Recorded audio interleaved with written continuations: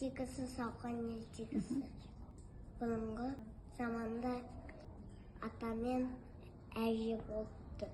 Бір күні ата Салқанды отырғызыпты. Салқан үлкен болып өсті.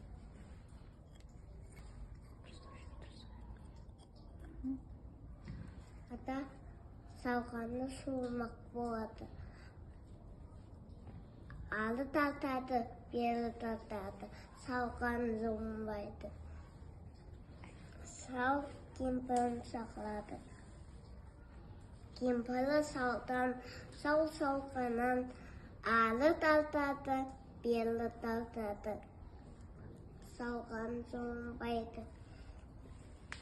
Әжесі немде қызын шақырады.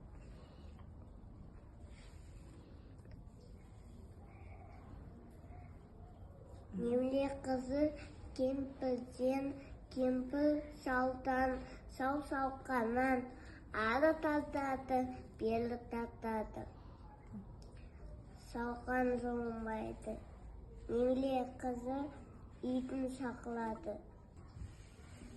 Иті немде қыздың етегінен, немде қызы кемпірден, кемпір салдан, Салқаннан ары тартады, бері тартады. Салқан жуынбайды. Ит мысық шақырады.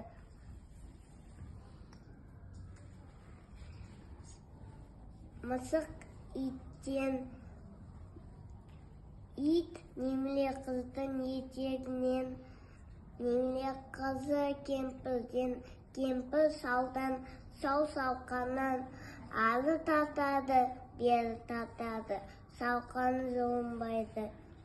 Мысық тышқан шақырады. Тышқан мысықтан, мысық иттен, ит немде қыздың етегінен, немде қызы кемпірден, кемпір салдан, Салқаннан ары тартады, бері тартады. Салқан жуынады.